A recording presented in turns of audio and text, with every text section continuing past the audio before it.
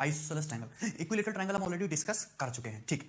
इसके बाद जो सबसे इंपॉर्टेंट ट्रायंगल है राइट एंगल ट्रायंगल, वो डिस्कस होगा। आइसोसेलेस ट्रायंगल से इतने ज्यादा क्वेश्चन आपके एग्जाम में नहीं आते, पर फिर भी जितना आपको जानना चाहिए वो हम आज की क्लास में देखेंगे, ठीक। आइसोसेलेस ट्रायंगल के बारे में जो बेसिक सी बातें मैं आपको ऑलरेडी बता चुका हूं, फिर से मैं एक बार उनको रिपीट कर रहा हूं, देखेंगे ध्यान से। आइसोसेलेस ट्रायंगल का मतलब होता है समद्विबाहु त्रिभुज, एक ऐसा त्रिभुज जिसकी तीन साइडों में से कोई दो साइड इक्वल हो। जैसे कि ये आपका एक ट्रायंगल है, ट्रायंगल एबीसी। यदि इसमें सपोज इस तरीके से है कि AB बराबर AC, दो साइड बराबर है, यानी कि साइड AB की लंबाई वही है जो साइड AC के बराबर है, तो ट्रायंगल ABC क्या होगा? आइसोसेलेस ट्रायंगल होगा, समद्विबाहु त्रिभुज होगा। क्लियर है? ये जो AB और AC हैं इनको बोलते हैं हम लेटरल साइड्स। क्या बोलते हैं इक्विलैटरल ट्रायंगल की? लेटरल, सॉरी, आइसोसेलेस ट्रायंगल की लेटरल साइड्स, AB और AC। जो BC बचा, जो अनइक्वल साइड है, इसको बोलते हैं हम आइसोसेलेस ट्रायंगल का बेस, इसको बोलते हैं हम बेस। तो यदि मैं बेस पर सामने वाले वर्टेक्स से परपेंडिकुलर डालूं AD, तो कुछ इस तरीके से जाएगा, कुछ इस तरीके से जाएगा। अगर मैं यहां पे दो ट्रायंगल को ध्यान से ऑब्जर्व करूं, कौन से दो triangle? Triangle ADB and triangle ADC, दो ट्रायंगल को ध्यान से ऑब्जर्व करूं तो दोनों के दोनों ट्रायंगल क्या है? एकदम कॉन्ग्रुएंट है, ठीक है, एकदम कॉन्ग्रुएंट ट्रायंगल है, सर्वांग सम त्रिभुज है। कैसे कॉन्ग्रुएंट ट्रायंगल है? दोनों ट्रायंगल में 90 डिग्री के सामने AB और 90 डिग्री के सामने AC, हाइपोटेन्यूस इक्वल, दोनों एंगल ही राइट एंगल ट्रायंगल हैं, और AD क्या है? दोनों में कॉमन है। तो RHS की प्रॉपर्टी से दोनों ट्रायंगल क्या होंगे? कॉन्ग्रुएंट। अगर कॉन्ग्रुएंट ट्रायंगल होंगे तो AD के सामने एंगल B, AD के सामने एंगल C बराबर होना चाहिए। यानी कि यदि आइसोसेलेस ट्रायंगल में AB बराबर AC है तो इक्वल साइड के जो अपोजिट एंगल होते हैं वो भी इक्वल होते हैं, यानी कि एंगल B बराबर क्या होगा? Angle C। एंगल B बराबर क्या होगा? Angle C। क्लियर सी बात? सबको बात समझ में आई? दूसरी बात कि अगर ये दोनों ट्रायंगल कॉन्ग्रुएंट हैं तो BD की जो लेंथ होगी वो DC के बराबर होगी। BD की जो लेंथ है वो किसके बराबर होगी? DC के बराबर होगी। अगर BD की लेंथ DC के बराबर है तो ये AD, ये आपका एल्टीट्यूड तो था ही, ये आपका एल्टीट्यूड तो था ही, ये आपका AD मीडियन भी हो गया, ये मध्य का भी हो गया। AD आपका एल्टीट्यूड तो था ही, AD आपका मीडियन भी हो गया, AD आपका मध्य का भी हो गया। कोई समस्या इसमें किसी को? क्लियर है? चलिए, इसके बाद AD एल्टीट्यूड भी हो गया, AD मीडियन भी हो गया। AD जो है परपेंडिकुलर है, DBC का मिड पॉइंट भी है, यानी कि ये AD क्या है? आपका साइड का परपेंडिकुलर बाइसेक्टर भी हो गया। AD क्या हो गया? आपका परपेंडिकुलर बाइसेक्टर भी हो गया, perpendicular bisector of side BC। AD जो है triangle ABC, isosceles triangle ABC की साइड BC का परपेंडिकुलर बाइसेक्टर भी होगा, क्योंकि D मिड पॉइंट है और AD क्या है? BC पे परपेंडिकुलर है। ये बात समझ में आई? यदि दोनों ट्रायंगल ADB और ट्रायंगल ADC इक्वल हैं तो ये जो वर्टेक्स एंगल है ये भी इक्वल हो जाएंगे, हाफ हाफ हो जाएगा, यानी कि आपका ये जो दोनों एंगल है ना इक्वल हो जाएंगे, यानी कि आपका AD एंगल बाइसेक्टर भी हो गया। AD क्या हो गया? आपका एंगल बाइसेक्टर भी हो गया। ये बात बहुत इंपॉर्टेंट है, ध्यान से समझनी आपको। यानी कि बेस पे जो हमने परपेंडिकुलर डाला, ये एल्टीट्यूड भी है, ये मीडियन भी है, ये परपेंडिकुलर बाइसेक्टर भी है, ये एंगल बाइसेक्टर भी है। और ये कहां से प्रूफ है? कॉन्ग्रुएंसी से मैंने आपको प्रूफ करके दिखाया है। क्लियर? अगर ये लाइन तुम्हारी एंगल बाइसेक्टर है AD, तो इन सेंटर I इसी लाइन पे कहीं होगा। अगर ये लाइन तुम्हारी AD तुम्हारी एल्टीट्यूड है तो ऑर्थो सेंटर H कहीं इसी लाइन पे होगा। अगर ये लाइन AD मीडियन है तो सेंट्रोइड G कहीं इसी लाइन पे होगा। अगर ये लाइन AD परपेंडिकुलर बाइसेक्टर है तो सर्कम सेंटर O इसी लाइन पे होगा। यानी कि आइसोसेलेस ट्रायंगल के केस में incentre, orthocentre, centroid, circumcentre एक ही लाइन पे लाई करते हैं, और वो लाइन होती है आपकी आइसोसेलेस ट्रायंगल के बेस BC पे परपेंडिकुलर AD। और ऐसा क्यों, वो भी मैंने आपको समझाया है। कोई डाउट? सबको बात समझ में आई? यदि आपको इक्विलैटरल ट्रायंगल के एरिया की बात करनी हो, एरिया निकालना हो, तो एरिया हो जाएगा 1/2, बेस है BC और हाइट है AD, 1/2 BC इंटू AD। कोई समस्या इसमें किसी को? क्लियर है? सबको बात समझ में आई? ठीक, चलिए आगे बढ़ेंगे इसके बाद, ठीक है, एक पॉइंट और। ओके, चलिए अब ध्यान से देखना, यहां तक सबको समझ में आया? जैसे सपोज आपके पास एक इक्विलैटरल ट्रायंगल है ABC, equilateral triangle, sorry equilateral नहीं, आइसोसेलेस ट्रायंगल ABC। आपके पास एक समद्विबाहु त्रिभुज ABC है, इसमें साइड AB की वैल्यू साइड AC के बराबर है, ठीक है। सेकंड प्रॉपर्टी हम बताने जा रहे हैं आपको, सेकंड प्रॉपर्टी। आपने कहीं भी एक पॉइंट इस तरीके से मिला दिया, बेस पे कहीं भी पॉइंट आपने इस तरीके से मिला दिया, ठीक है ना। AB और AC आपस में हैं, AB और AC आपस में इक्वल हैं, और D is any point on base BC। D जो है बेस BC पर कहीं कोई पॉइंट है, तो आइसोसेलेस ट्रायंगल के केस में एक स्पेशल केस होता है कि C1 AD की जो लंबाई है AD स्क्वायर बराबर होगा, चाहे AB ले ले चाहे AC ले ले, एक ही बात है, AB का स्क्वायर माइनस BD और ये DC, minus BD into DC, minus BD into DC। ये होता है आपका आइसोसेलेस ट्रायंगल के केस में स्पेशल केस, बशर्ते जो C1 है वो आपकी बेस BC पे होनी चाहिए। इसमें किसी प्रकार की कोई समस्या किसी को? आसान है, ठीक। चल, एक और इसमें इंपॉर्टेंट रिजल्ट आप जानेंगे, इक्विलैटरल ट्रायंगल का एरिया कैसे कैलकुलेट करते हैं, समद्विबाहु त्रिभुज का क्षेत्रफल कैसे निकालते हैं, आइसोसेलेस ट्रायंगल का, सॉरी। आपके पास ये एक आइसोसेलेस ट्रायंगल है ABC, साइड AB जो है साइड AC के इक्वल है, आइसोसेलेस ट्रायंगल। सपोज ये जो है आपका, ये है आपका B, ये साइड है आपका B और ये है आपका A। ये साइड बी है तो ये साइड बी होगी, ये साइड है कितनी, सपोज आपकी ए, ठीक है। हमने बेस पर सामने वाले वर्टेक्स से परपेंडिकुलर डाला, तो ये जो परपेंडिकुलर जाएगा ये क्या जाएगा आपका एडी, ये हो जाएगा। तो बी, ये जो है डी पॉइंट इस साइड बीसी का मिड पॉइंट होगा। अगर ये मिड पॉइंट है तो डीसी भी कितना होगा आपका a/2, और ये बीडी भी कितना होगा, ये भी हो जाएगा आपका a/2। ये बात समझ में, ये भी a/2, ये भी a/2। तो पाइथागोरस थ्योरम से हाइट एडी कितनी आएगी, पाइथागोरस थ्योरम से हाइट एडी आ जाएगी आपकी √b² माइनस a²/4। तो हाइट एडी आ जाएगी, हमने ट्रायंगल ACD में लगाया पाइथागोरस, √4b² माइनस a²/2। ये आ जाएगी आपकी आइसोसेलेस ट्रायंगल समद्विबाहु त्रिभुज की हाइट। पाइथागोरस थ्योरम से निकालनी है आपको चाहिए आइसोसेलेस ट्रायंगल का एरिया। तो आइसोसेलेस ट्रायंगल का एरिया होगा 1/2 बेस इंटू हाइट। बेस कितना है, a है, बेस कितना है आपका a है, क्लियर है। और आइसोसेलेस ट्रायंगल की हाइट कितनी है, √4b² माइनस a²/2। तो आइसोसेलेस ट्रायंगल का क्षेत्रफल कितना हो गया, a/4 a/4 √4b² minus a², 1/2 base into height, a/4 √4b² minus a²। ये आपकी आइसोसेलेस ट्रायंगल का एरिया निकालने का फॉर्मूला है, ठीक है, जो आपको बिल्कुल भी याद नहीं रखना है, ठीक है ना। एरिया क्या होता है आइसोसेलेस ट्रायंगल का, a/4 √4b² माइनस a², ठीक है। कभी कभी पेपर में सवाल आ सकता है कि यदि किसी इक्विलेटरल ट्रायंगल की बेस a हो और इसकी लिटिल साइड b हो तो उसका एरिया बताइए। तो एरिया क्या होगा, a/4 √4b² माइनस a²। आपसे सिंपली यदि किसी भी आइसोसेलेस ट्रायंगल का एरिया निकालना हो तो हमेशा कैसे निकालोगे, उसके बेस पे परपेंडिकुलर डालोगे, वहां पे पाइथागोरस लगाओगे, आइसोसेलेस ट्रायंगल की हाइट निकल के आएगी, फिर वहां पे आप उसका एरिया कैलकुलेट करोगे, ठीक है। तो ये सिंपल सी बातें थी आइसोसेलेस ट्रायंगल के बारे में, आपको पता होंगी, मैं आपको ऑलरेडी इन सबको डिस्कस कर चुका हूं, ठीक है। चलिए अब हम जो इस पे करने वाले हैं वो करने वाले हैं क्वेश्चंस, ठीक है। 24-25 क्वेश्चन, आपको सिर्फ इतने ही ट्राई करने, इसके अलावा और कुछ पढ़ने की जरूरत नहीं है इसमें।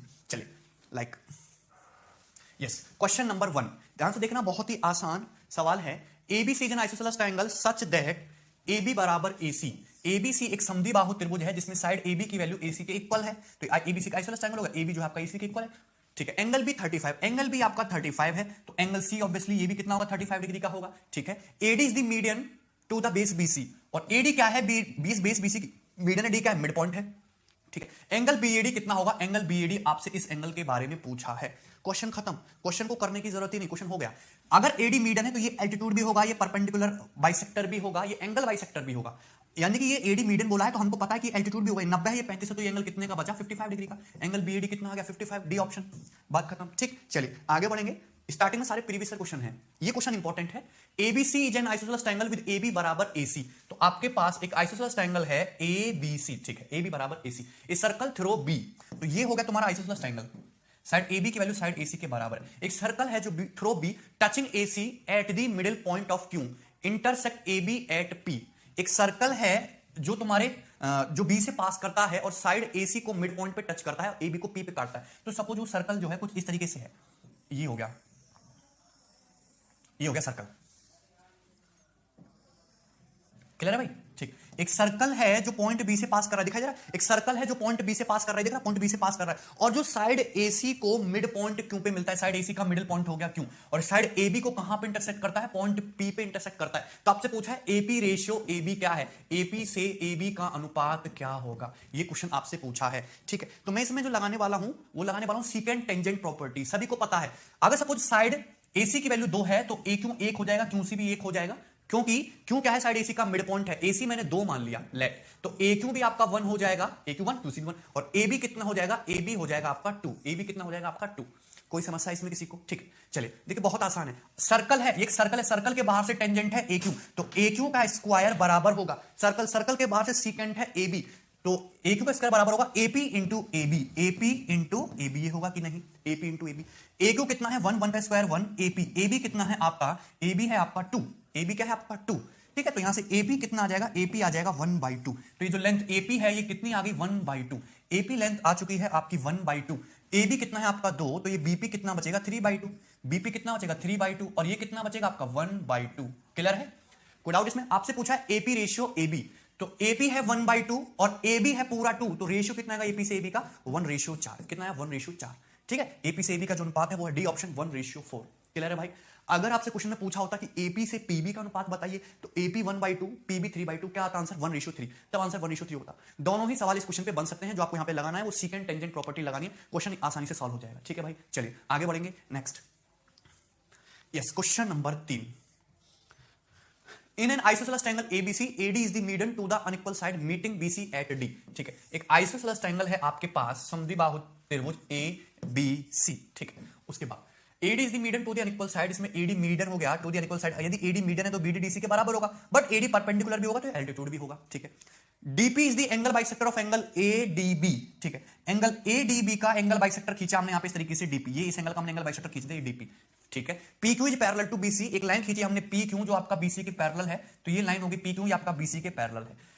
Then the measure of angle PDQ, angle PDQ का मेजरमेंट क्या है, ये आपसे पूछा कि ये जो एंगल PDQ बना है ये एंगल कितने डिग्री का होगा, एंगल PDQ कितने डिग्री का होगा। तो देखते ही पता लगता है कि 130 आने का तो कोई मतलब है नहीं, और 180 ये पॉसिबल हो नहीं सकता, और आंसर 45 डिग्री से बड़ा है, तो आंसर क्या है तुम्हारा 90 डिग्री। क्वेश्चन खत्म। इतनी देर का सवाल था, इससे ज्यादा कुछ सोचना ही नहीं है, ठीक है। कैसे हुआ, हमको पता है कि ट्रायंगल ABC एक आइसोसेलेस ट्रायंगल है, AD मीडियन है, तो ये एल्टीट्यूड भी होगा, this angle is 90, BD DC के बराबर है। अगर 90 है और DP एंगल बाइसेक्टर है और एंगल AD भी 90 है, तो ये जो छोटू एंगल है, ये जो छोटू एंगल है, ये तुम्हारा कितने का होगा, 45 डिग्री का बचा कि नहीं, 45 के बचे, और 45 से तो बड़ा ही होगा आंसर, 180 पॉसिबल नहीं, तो आंसर क्या है तुम्हारा 90। लेकिन 90 आया कैसे, अगर मैं ट्रायंगल ADB और ट्रायंगल ADC को ध्यान से देखूं, दोनों आइसोसेलेस हैं, दोनों ट्रायंगल क्या है तुम्हारे कॉन्ग्रुएंट है, दोनों ट्रायंगल सर्वांग सम है। अगर हम ट्रायंगल ADB ट्रायंगल ADC को ध्यान से देखें तो दोनों कॉन्ग्रुएंट ट्रायंगल है, सर्वांग सम त्रिभुज है। PQ जो एक लाइन खींची गई है वो तुम्हारा BC के पैरेलल है, एकदम पैरेलल लाइन है। तो जो लेंथ, अगर मैं इस पॉइंट को थोड़ी देर के लिए E मान लूं, जो लेंथ PE की होगी वही लेंथ EQ की होगी। क्या इस ट्रायंगल और इस ट्रायंगल की पिक्चर में कोई फर्क है? कोई फर्क नहीं है, ये भी वही ट्रायंगल है, ये भी वही ट्रायंगल है, ये सेम लाइन PQ है। तो अगर ये 45 तो ये एंगल भी 45 होना चाहिए, टोटल कंप्लीट एंगल 45 प्लस 45 कितना जाएगा, 90 डिग्री का जाएगा। कोई समस्या इसमें? जो ट्रायंगल ADB है same to same triangle AD से लाइन PQ पैरेलल खींचेगी, तो जो PE है वही EQ होगा, ये 45 ये भी 45, ऑटोमेटिकली एंगल बाइसेक्टर बन जाएगा, टोटल एंगल कितने का होगा, 90 डिग्री का। बस इतना सा सवाल था, ठीक है। चलिए आगे बढ़ेंगे, next question number 4। Question number 4 को ध्यान से देखना है। In the given figure ABC is an isosceles triangle, दिए गए चित्र में ABC एक समद्विबाहु त्रिभुज है, AC बराबर BC, साइड AC की वैल्यू साइड BC के बराबर है, PQ is parallel to AB, जो लाइन PQ है ये आपका AB के पैरेलल है, समांतर हो गया। एंगल CPR 30, एंगल CPR 30 दिया हुआ है, एंगल PRQ 70, एंगल PRQ 70 दिया हुआ है, PR की वैल्यू 7, PR की वैल्यू आपको 7 दी हुई है। तो आपसे PQ की लेंथ पूछिए, PQ की लेंथ आपको बतानी है। तो क्वेश्चन बहुत आसान है। अगर मैं ट्रायंगल CPR, तो CPR को ध्यान से देखो, ये 30 डिग्री का एंगल है, ये 70 है, तो ये कितने का होना चाहिए, 40 डिग्री का होना चाहिए। कितने का होगा, 40। भाई एक्सटीरियर एंगल की वैल्यू अपोजिट इंटीरियर एंगल के सम के बराबर होती है, तो this angle should be 40 degree, angle आपका 40 डिग्री का होगा, 30 प्लस 40 70। और क्वेश्चन के अकॉर्डिंग ABC एक आइसोसेलेस ट्रायंगल है, ABC आइसोसेलेस ट्रायंगल है, तो ये 40 है, ये कितने का 40। साइड AC की वैल्यू जो है साइड BC के बराबर है, साइड AC की वैल्यू साइड BC के बराबर है, 40 डिग्री का ही है, तो बाकी दोनों एंगलों का सम कितना बचा, 140। अगर 140 दोनों का सम है तो दोनों एंगल इक्वल इक्वल कितने कितने डिग्री के हो गए, 70 70 के।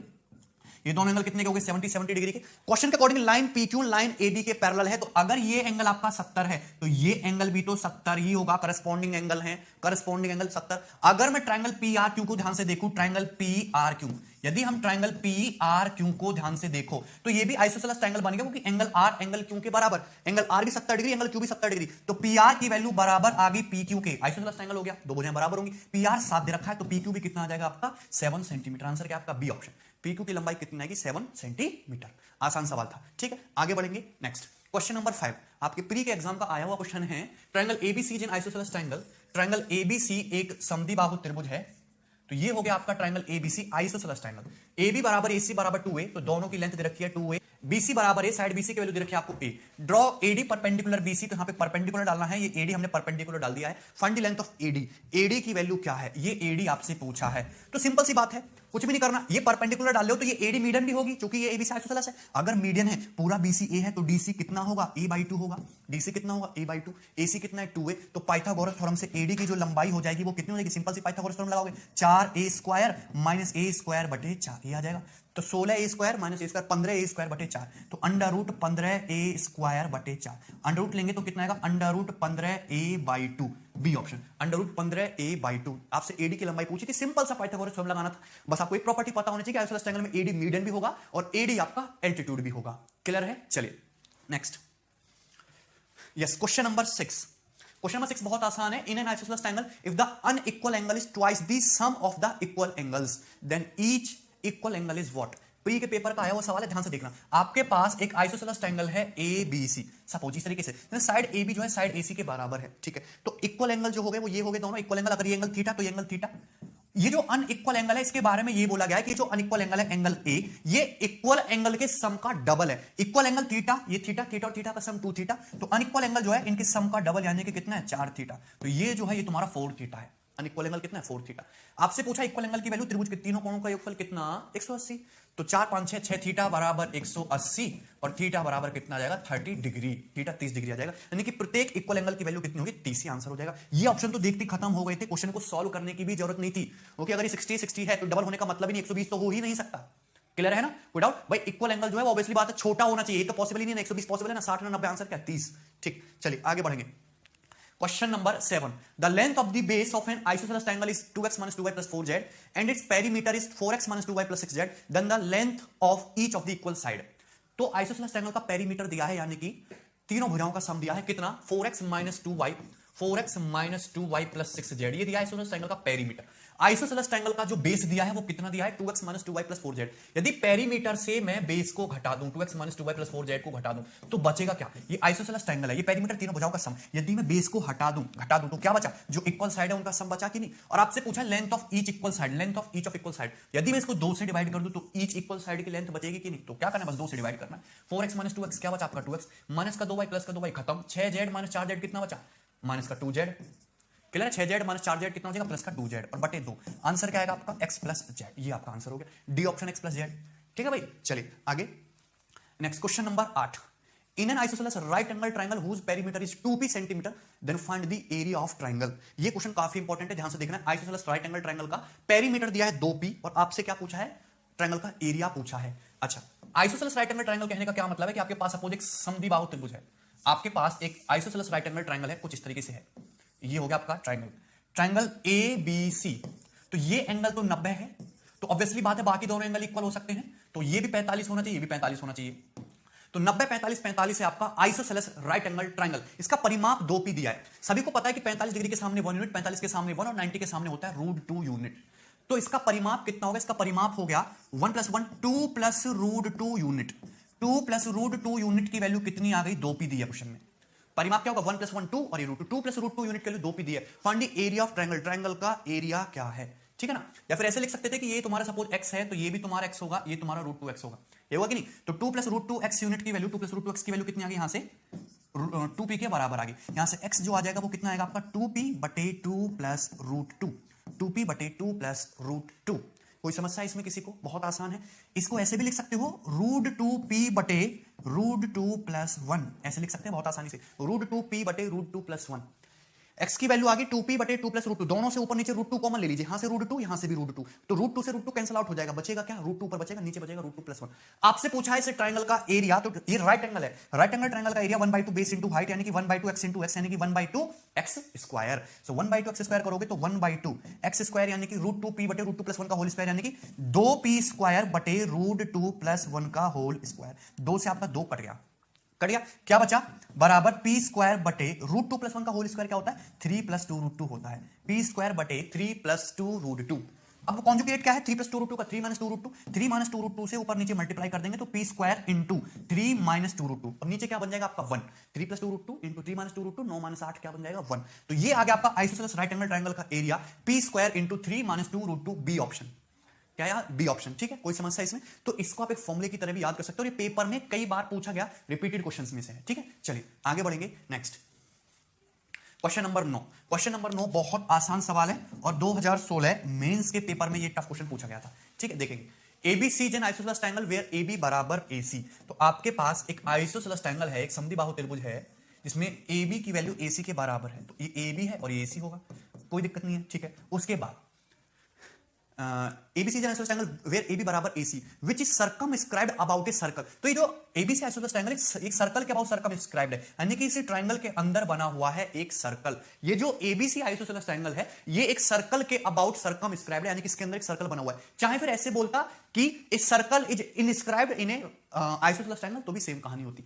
P is the point where the circle touches the side BC, यदि जो सर्कल है साइड BC को P पॉइंट पे टच करता है तो निम्न में से कौन सा ऑप्शन ट्रू है।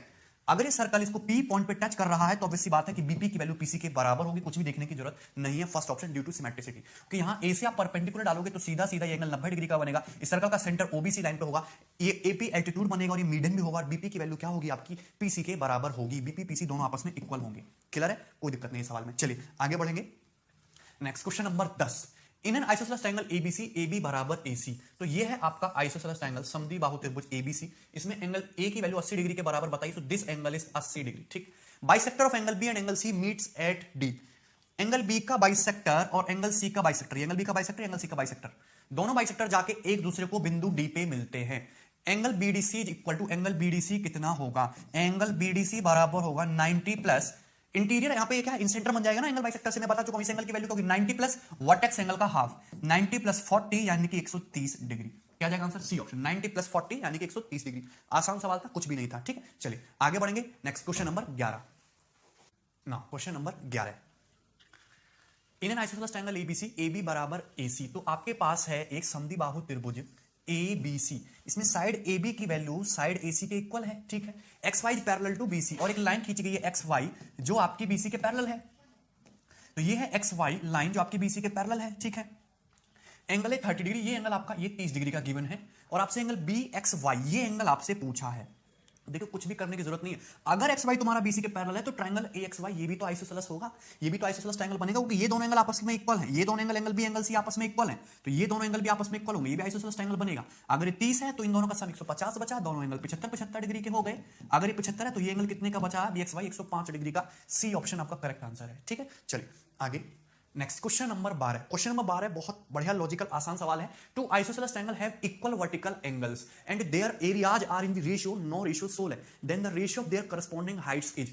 आपके पास दो आइसोसेलेस ट्रायंगल हैं, दो समद्विबाहु त्रिभुज हैं। ठीक है, तो दो आइसोसेलेस ट्रायंगल हो गए सपोज हमारे पास। ठीक है, एबीसी और डीईएफ आइसोसेलेस ट्रायंगल है, एबीसी और डीईएफ ये होगा isosceles triangle.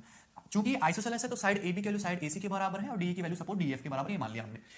Vertical angle equal है, उनके वर्टिकल एंगल इक्वल है, यानी कि अगर ये एंगल थीटा है तो ये एंगल भी आपका थीटा है, ये दिया है। उनके एरिया का रेशियो दिया है 9 रेशियो 16, दोनों ट्रायंगल के क्षेत्रफलों का अनुपात 9 रेशियो 16 दिया है। तो उनकी संगत ऊंचाइयों का अनुपात क्या है, देखते ही मैं आंसर बता सकता हूं, बी ऑप्शन 3 रेशियो 4, उनकी संगत ऊंचाई का जो अनुपात है वो 3 रेशियो 4 होगा। क्लियर है, कुछ भी करने की जरूरत नहीं है। कैसे, दोनों ट्रायंगल सिमिलर हो गए, दोनों ट्रायंगल सिमिलर हो गए। कोई भी दो आइसोसेलेस ट्रायंगल सिमिलर हो जाएंगे यदि उनके वर्टिकल एंगल इक्वल हैं। अगर ये एंगल थीटा है तो बाकी दोनों angle equal equal alpha alpha होंगे कि नहीं, अगर ये एंगल भी थीटा है तो बाकी दोनों एंगल इक्वल इक्वल होंगे, लेकिन सेम अल्फा अल्फा ही होंगे, कि थीटा तो बाकी दोनों का सम 180 माइनस थीटा, हाफ हाफ करोगे तो 90 minus theta by 2, 90 minus theta by 2, 90 minus theta by 2, 90 minus theta by 2, जो कि अल्फा अल्फा अल्फा लिख दिया है हमने। तो दोनों के दोनों आइसोसेलेस ट्रायंगल बन गए similar, theta alpha alpha, theta alpha alpha. और जब सिमिलर है और उनके एरिया का रेशियो 9:16 है तो उनकी करस्पॉन्डिंग हाइट का रेशियो जो होगा वो इनके एरिया के रेशियो का अंडर रूट यानी कि कितना होगा, 3/4 होगा। क्या आंसर है, बी ऑप्शन। क्लियर भाई, सो बहुत आसान और लॉजिकल क्वेश्चन था। चलिए नेक्स्ट क्वेश्चन नंबर 13, ये भी शानदार सवाल है। If triangle FGH is isosceles, आपके पास है एक triangle, triangle FGH, triangle FGH ये आपका आइसोसेलेस ट्रायंगल है, समद्विबाहु त्रिभुज है। FG is less than 3 centimetre, side FG की वैल्यू 3 सेंटीमीटर से कम है, जीएच 6 सेंटीमीटर। तो क्वेश्चन में जीएच की लंबाई कितनी बोली है, 6 सेंटीमीटर, और एफजी की लंबाई 3 सेंटीमीटर से कम है, तो सपोज थोड़ी सी 2.99 ही मान लो, कोई दिक्कत ना है। एफजी की लंबाई 2.99 सेंटीमीटर है, तो आपसे पूछा कि कौन सा रिलेशन ट्रू है, और क्वेश्चन में यह भी बोला गया है कि ट्रायंगल एफजीएच, त्रिभुज एफजीएच कैसा है, एक आइसोसेलेस ट्रायंगल है। अगर ये आइसोसेलेस एक साइड 6 है, एक सपोज 2.99 है, तो तीसरी साइड या तो 2.99 सेंटीमीटर होनी चाहिए या फिर 6 सेंटीमीटर होनी चाहिए, ये बात ट्रू होगी। या तो 2.99 सेंटीमीटर होनी चाहिए या फिर 6 सेंटीमीटर होनी चाहिए, तभी आइसोसेलेस बन पाएगा कि नहीं भाई। तीसरी साइड या तो आपकी 2.99 हो या फिर 6 सेंटीमीटर हो, तभी तो आइसोसेलेस बन पाएगा। यदि आपकी सपोज तीसरी साइड ये 2.99 है, सपोज ये है, तो ये 2.99 सेंटीमीटर, ये भी 2.99 सेंटीमीटर, दो भुजाओं का योग क्या होगा, 6 से छोटा हो गया। त्रिभुज की दो भुजाओं का सम तीसरी भुजा से क्या हो गया, छोटा हो गया, ये भी 3 से कम है, ये भी 3 से कम है, सम तुम्हारा 6 से कम आएगा। अगर सम ही तुम्हारा त्रिभुज की दो भुजाओं का सम ही तीसरी भुजा से छोटा होगा तो ट्रायंगल तो पॉसिबल है ही नहीं, तो यानी कि थर्ड साइड 2.99 नहीं हो सकती, तो फिर ये साइड क्या होनी चाहिए आपकी, 6 होगी। ये 6 है, ये 6 है, ये सपोज 2.99 है, फिर 3 सेंटीमीटर से कम है, तो दो भुजाओं का योग यानी कि 6 + 6 12 है, वो तीसरी भुजा से बड़ा है, इनका डिफरेंस जो है वो तीसरी भुजा से छोटा है, ट्रायंगल पॉसिबल है। यानी कि आपका जो एफएच की लंबाई है वो किसके बराबर होनी चाहिए, जीएच के बराबर होनी चाहिए। फर्स्ट ऑप्शन आपका करेक्ट आंसर होगा, एफएच बराबर जीएच, एफएच जो है आपका जीएच के इक्वल इक्वल होगा। ठीक है, 2.99 पॉसिबल है नहीं, एफएच भी 6 और जीएच भी 6। ठीक, आगे बढ़ेंगे। Question number 14, ABC is an isosceles triangle with AB बराबर एसी। ये देखिए बहुत शानदार सवाल है। एबीसी एक आइसोसेलेस ट्रायंगल है जिसमें साइड एबी की वैल्यू साइड एसी के इक्वल है, तो ये हो गया आपका AB, ABC isosceles triangle, side AB जो है साइड एसी के बराबर है। ठीक है, side BA is produce to D, side BA को आगे बढ़ाया जाता है डी पॉइंट तक बढ़ा दिया, सच दैट एबी बराबर एडी, एबी की लंबाई एडी के बराबर है। आपसे पूछा है एंगल बीसीडी कितना होगा, तो आपको सीसीडी को मिलाना पड़ेगा, और ये जो एंगल बना एंगल बीसीडी, ये आपसे पूछा एंगल बीसीडी कितना डिग्री होगा, 60 90 120 है सीएनडी। तो मैं आपको कितनी बार समझा चुका हूं कि सपोज कोई ट्रायंगल इस तरीके से बना हुआ है, ट्रायंगल एबीसी सपोज इस तरीके से बना हुआ है, यदि आप बीसी के मिड पॉइंट डी को इस तरीके से मिला दो, यदि एडी बीडी और डीसी इक्वल हो तो ये हमेशा राइट एंगल ट्रायंगल होगा, ये एंगल 90 का होगा। यहां पे यदि मैं ट्रायंगल बीसीडी को, त्रिभुज बीसीडी को ध्यान से देखूं तो ये तुम्हारा सीए, एबी और एडी इक्वल है। भाई बीडी का मिड पॉइंट है ए, बीडी का मिड पॉइंट है ए, तो मीडियन सीए, एडी और बी इक्वल है, तो ये राइट एंगल ट्रायंगल होना चाहिए। ये एंगल कितने का होगा? एंगल बीसीडी 90 डिग्री का एंगल होगा। इस बात को चाहे मैं ज्योमेट्री से प्रूफ भी कर सकता हूं कि अगर ट्रायंगल एबीसी आइसोसेलेस है तो ये एंगल भी अल्फा और ये एंगल भी अल्फा होगा। अगर ट्रायंगल एडीसी भी आइसोसेलेस है क्योंकि एडी एसी के इक्वल है तो ये एंगल भी थीटा और ये एंगल भी थीटा होगा। और ट्रायंगल बीडीसी को ध्यान से देखो, त्रिभुज बीडीसी को, तो त्रिभुज की तीनों भुजाओं का, त्रिभुज के तीनों एंगल का सम 180, तो 2 अल्फा प्लस 2 थीटा कितना आएगा? यहां से 180 डिग्री। तो यहां से अल्फा प्लस थीटा की वैल्यू कितनी आई? 90 डिग्री। तो अल्फा प्लस थीटा की वैल्यू 90 डिग्री के बराबर आ गई और अल्फा प्लस थीटा ही तो एंगल बीसीडी है जो आपसे पूछा है। क्या है आंसर? 90 डिग्री। चलिए आगे बढ़ेंगे। Yes, question number 15। Question number 15 अच्छा सवाल है। In an isosceles triangle PQR, PQ बराबर PR बराबर 30। तो PQR एक आइसोसेलेस ट्रायंगल है, PQ की वैल्यू भी 30 और PR की वैल्यू भी 30, दोनों 30 30 है। एंड QR 16, साइड QR की लंबाई 16 बताई गई है। T is a point on QR, side QR पर T एक पॉइंट है, सच दैट TR बराबर 5। तो TR की वैल्यू जो है वो है 5। QT की वैल्यू फिर कितनी बचेगी? ऑटोमेटिकली 11 है, क्योंकि QR जो है पूरा का 16 है। What is the length of PT? मैंने आपको बताया है आइसोसेलेस ट्रायंगल में PT का जो स्क्वायर होगा वो बराबर होगा आपका किसके? PT का स्क्वायर होगा PQ का square minus QT into TR, यही होगा कि नहीं? मैंने बोला आइसोसेलेस ट्रायंगल में जब बेस पे कोई सीवेन डालते हो तो सीवेन का स्क्वायर बराबर PT square minus QT into 2R। तो PT स्क्वायर बराबर PQ का स्क्वायर यानी कि 30 का स्क्वायर 900 माइनस QT 11, TR 5। तो PT स्क्वायर बराबर आ जाएगा 900 माइनस 55 यानी कि 845। और PT स्क्वायर आ जाएगा किससे कटेगा? 13 से। 13 6 78, 13 5 65, 65 को भी लिख सकते हैं हम 13 इंटू 5। अंडर रूट ले लेंगे दोनों तरफ से तो PT बराबर आ जाएगा 13 अंडर रूट 5 सेंटीमीटर। PT की जो लंबाई है वो कितनी आ जाएगी? 13 रूट 5 सेंटीमीटर। क्लियर है? चलिए आगे next question number 16। Question number 16 बहुत आसान सवाल है और इस टाइप का क्वेश्चन, ये सेम यही क्वेश्चन आपका 2016 मेंस के पेपर में पूछा गया था। हालांकि क्वेश्चन गलत दिया था, उन्होंने डाटा गलत लिख दिया था, लेकिन आपके दोनों शिफ्टों में इस टाइप का क्वेश्चन पूछा गया था, तो उसी को हम डिस्कस करेंगे। इन्हें isosceles triangle sides are 17 17 and 6 centimetre. आपके पास एक आइसोसेलेस ट्रायंगल है, एक समद्विबाहु त्रिभुज है ABC, जिसकी साइड है ये 17 है, ये 17 है और ये साइड आपकी 6 है। तो आपसे सर्कम रेडियस और इन रेडियस पूछी है, ठीक है ना? आपसे इस आइसोसेलेस ट्रायंगल की सर्कम रेडियस और इन रेडियस पूछी है। तो सबसे पहले तो यहां पे डालो बेस पे परपेंडिकुलर, तो ये चला गया तुम्हारा परपेंडिकुलर। एडी परपेंडिकुलर भी होगा और मीडियन भी होगा। तो डीसी कितना आ जाएगा आपका? 3 सेंटीमीटर और बीडी कितना आ जाएगा? 3 सेंटीमीटर। तो एल्टीट्यूड एडी की जो लंबाई होगी 17 का स्क्वायर माइनस 3 का स्क्वायर 289 माइनस 9 अंडर रूट 280 होगी। एल्टीट्यूड एडी कितना आएगा? Under root 280। यदि आपको इस इक्विलेटरल ट्रायंगल की सर्कम रेडियस निकालनी तो कैपिटल R बराबर ABC बटे 4 डेल्टा, यानी कि 17 गुणा 6 बटे 4 डेल्टा। डेल्टा का मतलब 1/2, बेस 6 है, हाइट अंडर रूट 280 है, यही है कि नहीं? देखिए 6 से 6 कट जाएगा, 2 से 4 2 बार कटेगा, तो 289 बटे 2 अंडर रूट 280, 289 बटे 2 अंडर रूट 280 ये आंसर आएगा। क्योंकि सर्कम रेडियस जो होगी आपका ये दिख रहा है, तो ना तो ये आंसर है ना फिर ये आंसर है ना ये आंसर है, आंसर तो ये पे खत्म हो गया। 289 बटे 2 अंडर रूट 280 ये सर्कम रेडियस आ जाएगी इस तरीके से। क्लियर? आपसे यहां पे इन रेडियस भी पूछा है तो इन रेडियस भी आप आसानी से निकाल सकते हो। इन रेडियस स्मॉल r बराबर डेल्टा बाई एस। तो डेल्टा क्या होगा? आइसोसेलेस ट्रायंगल का area 1/2 base 6, height under root 280 बटे सेमी पेरीमीटर। तो सेमी पेरीमीटर क्या हो जाएगा? 17 17 34, 34 और 6 40 और 40 का हाफ 20, तो 2 तिया 6, तो 3 बटे 20 अंडर रूट 280। लेकिन मुझे ऊपर नीचे कॉन्जुगेट मल्टीप्लाई कर देंगे अंडर रूट 280 से, तो ऊपर तो हो जाएगा तुम्हारा 280 और नीचे हो जाएगा अंडर रूट 280। ऊपर नीचे मैंने अंडर रूट 280 से मल्टीप्लाई किया। 20 से 280 कितनी बार चला गया? 14 बार, तो 14 तिया 42 बटे under root 280, 42 by under root 280। A option आपका करेक्ट आंसर होगा, 42 बटे अंडर रूट 280। तो इस तरीके से आप इन रेडियस और सर्कम रेडियस आसानी से निकाल सकते हो। वैसे वो क्वेश्चन तो ये बनाने की कोशिश कर रहे थे कि किसी आइसोसेलेस ट्रायंगल की साइड 17 17 और 16 सेंटीमीटर है, इसको आप खुद से ट्राई करना तब सर्कम रेडियस और इन रेडियस क्या होगी, लेकिन गलती से उन्होंने टाइप कर दिया था 17 17 और 6 और ये आपका आंसर होगा। क्लियर है? चलिए आगे बढ़ेंगे। Okay, triangle ABC is an isosceles right angle triangle with angle C बराबर 90। तो आपके पास एक ट्रायंगल है, ट्रायंगल ABC एक आइसोसेलेस राइट एंगल ट्रायंगल है। तो इस तरीके से है ये आपका, ये A, ये C और ये B, ठीक है? तो ये इसमें एंगल C, ये एंगल आपको 90 डिग्री का दिया है, तो ऑब्वियसली बात है कि साइड AC साइड BC के इक्वल होंगी, चूंकि ये राइट एंगल आइसोसेलेस ट्रायंगल है, दोनों एंगल 45 45 के, ये 45 ये 45।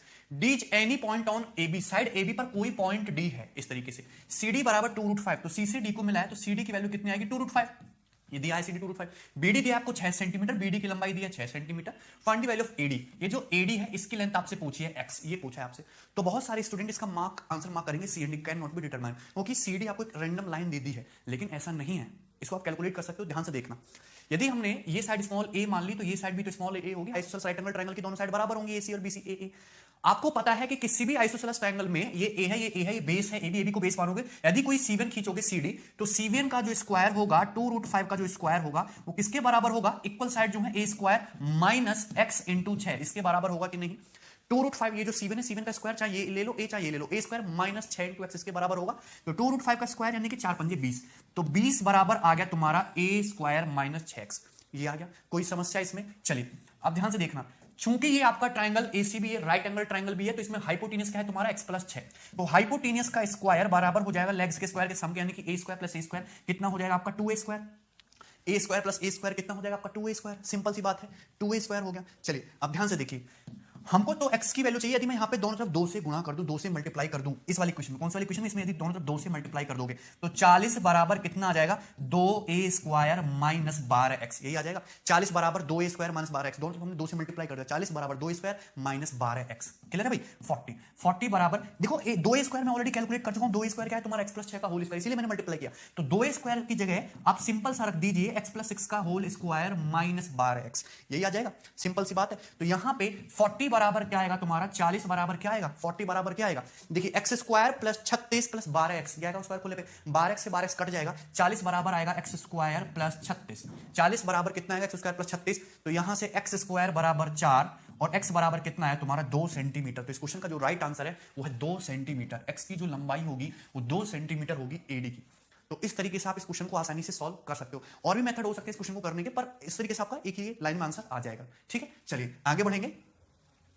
Yes, question number 18, and question number 18 is very very important, बहुत अच्छा क्वेश्चन है, पेपर में आ सकता है, क्योंकि इक्विलेटरल ट्रायंगल पे तो सवाल पूछा गया है आपके पेपर में, लेकिन आइसोसेलेस ट्रायंगल पे अभी तक नहीं पूछा गया है, तो ये पेपर में सवाल बन सकता है, ध्यान से सुनना। आपके पास एक सेकेंड, यस, आपके पास क्या है मैं यहां पे बताता हूं क्वेश्चन। आपके पास एक आइसोसेलेस ट्रायंगल है, आपके पास एक आइसोसेलेस ट्रायंगल है, एक समद्विबाहु त्रिभुज है, ये हो गया। आपके पास इस तरीके से एक आइसोसेलेस ट्रायंगल है, इसके अंदर 2 सर्कल बनाए गए हैं, इसके अंदर 2 सर्कल बनाए गए हैं। देखिए एक सर्कल तो हो गया आपका इस तरीके से, और एक सर्कल हो गया यहां पे आपका इस तरीके से, 2 सर्कल बनाए गए हैं, ठीक है भाई। दोनों सर्कल की रेडियस दी है 1 सेंटीमीटर, और इस वाले सर्कल की रेडियस दी है 2 सेंटीमीटर, एक और दो, दोनों सर्कल की रेडियस गिवन है, और आपसे आइसोसेलेस ट्रायंगल का एरिया पूछा है। क्या पूछा है? आइसोसेलेस ट्रायंगल ABC का क्षेत्रफल आपसे पूछा है, आइसोसेलेस ट्रायंगल ABC का क्षेत्रफल पूछा है। दोनों सर्कल की रेडियस गिवन है 1 सेंटीमीटर एंड 2 सेंटीमीटर। ध्यान से सुनना, यदि ये तुम्हारा वर्टेक्स है, ये दोनों सर्कल के सेंटर है, तो दोनों सर्कल के सेंटर और ये वर्टेक्स एक स्ट्रेट लाइन में होंगे, इसको आगे बढ़ाओगे तो जाके मिड पॉइंट पे मिलेगा, ये मिड पॉइंट पे मिलेगा D, ये मिड पॉइंट पे मिलेगा इस तरीके से D। कोई डाउट किसी को आइसोसेलेस ट्रायंगल में? और ये एंगल तुम्हारा कितने का होगा, 90 डिग्री का AD एल्टीट्यूड होगा, क्लियर है। दोनों सर्कल के सेंटर मान लेते हैं P और Q हैं, और ये टेंजेंट पॉइंट आपके R और S हैं, हम मान सकते हैं। ध्यान से, अगर हम ट्रायंगल APR और ट्रायंगल AQS को ध्यान से देखिए, ट्रायंगल एपी और ट्रायंगल EQS में PR टेंजेंट है, सो PR रेडियस है और ये टेंजेंट है, कितने का एंगल होगा 90 डिग्री का।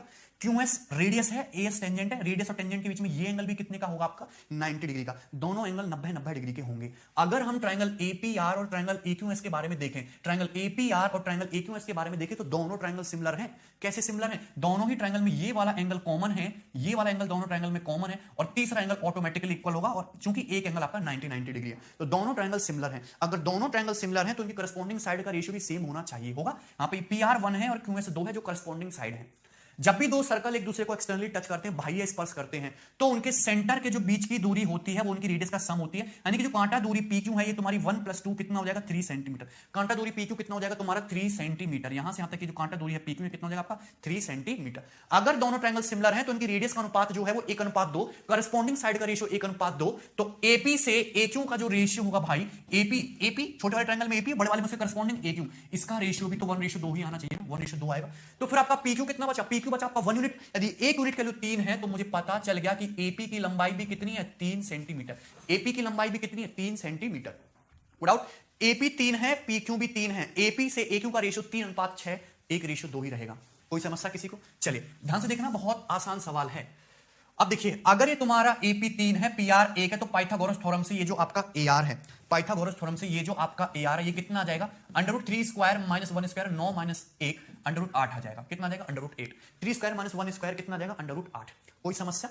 क्लियर है? ऐसा मैंने क्यों किया? क्योंकि अब मैं लगाने वाला हूं यहां पे डायरेक्ट सिमिलरिटी लगाने वाला हूं, क्योंकि मैं ट्राइंगल एपीआर का एरिया अब आसानी से निकाल सकता हूं। ट्राइंगल एपीआर को मैं एरिया आसानी से कैसे निकाल सकता हूं? मुझे तीनों साइड पता है, साइड 3 है, साइड 1 है, ये साइड 2√2 है, और ट्राइंगल एपीआर एक राइट एंगल ट्राइंगल है, इसका एरिया मैं आसानी से निकाल सकता हूं।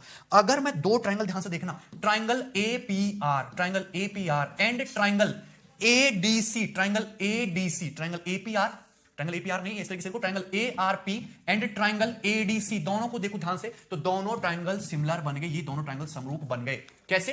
ट्राइंगल एपीआर और ट्राइंगल एडीसी दोनों ट्राइंगल समरूप हैं। कैसे? दोनों ही ट्राइंगल में ये वाला एंगल कॉमन, दोनों ही ट्राइंगल में 90-90 है, तो तीसरा एंगल दोनों ट्राइंगल का ऑटोमेटिकली इक्वल होगा, यानी कि ये जो एंगल पी है, ये वाला जो एंगल पी है, ये तुम्हारे से इक्वल होगा। दोनों ट्राइंगल सिमिलर होंगे, और जब सिमिलर होंगे तो इनके एरिया का जो रेशियो होगा, ट्राइंगल एआरपी और ट्राइंगल एडीसी के जो एरिया का जो रेशियो होगा, वो उनकी करस्पॉन्डिंग साइड के रेशियो में होगा। इनके जो एरिया का जो रेशियो होगा, उनकी करस्पॉन्डिंग साइड के स्क्वायर के रेशियो में होगा। अगर मैं ट्राइंगल एआरपी की बात करूं तो इस एंगल के सामने क्या दिख रहा है तुमको? √8 का स्क्वायर। यदि मैं ट्राइंगल एडीसी के बारे में बात करूं तो सेम उसी एंगल के सामने आपको कितनी डिस्टेंस दिख रही है? 3 + 3 6, और चूंडी कितना है आपका? 2, सर्कल की रेडियस 3 + 3 6 + 2 8। कितनी डिस्टेंस दिख रही है आपको? 8। ध्यान से देखें, ट्राइंगल एआरपी में इस एंगल के सामने कितना दिख रहा है? √8। ट्राइंगल एडीसी में सेम उसी एंगल के सामने 3 + 3 6, रेडियस 2, टोटल 8 डिस्टेंस दिख रही है। तो √8 का स्क्वायर और ये तुम्हारा 8 का स्क्वायर, तो √8 का स्क्वायर 8, 8 का स्क्वायर 64। कितना आएगा रेशियो? 1:8। कितना आया रेशियो? 1:8। कोई समस्या किसी को? यानी कि ट्राइंगल एआरपी और ट्राइंगल एडीसी के जो एरिया का रेशियो है वो कितना आया है? 1:8। ट्राइंगल एआरपी और ट्राइंगल एडीसी के एरिया का रेशियो कितना आया? 1:8। लेकिन मुझसे तो ट्राइंगल एबीसी का एरिया पूछा है। अगर तुम्हारे ट्राइंगल एआरपी का एरिया 1 यूनिट है तो ट्राइंगल एडीसी का एरिया फिर 8 यूनिट है। अगर ट्राइंगल एडीसी का एरिया 8 यूनिट है तो ट्राइंगल एडीबी का एरिया भी 8 यूनिट होगा। दोनों कॉन्ग्रुएंट ट्राइंगल है, जितना एरिया ट्राइंगल एडीसी का है उतना ही एरिया ट्राइंगल एडीबी का है, दोनों बराबर है। तो कंप्लीट आइसोसेलेस ट्राइंगल एबीसी का जो एरिया होगा 8 + 8 कितना होगा? 16 यूनिट होगा इसका एरिया। मैं एरिया की बात कर रहा हूं, एरिया की।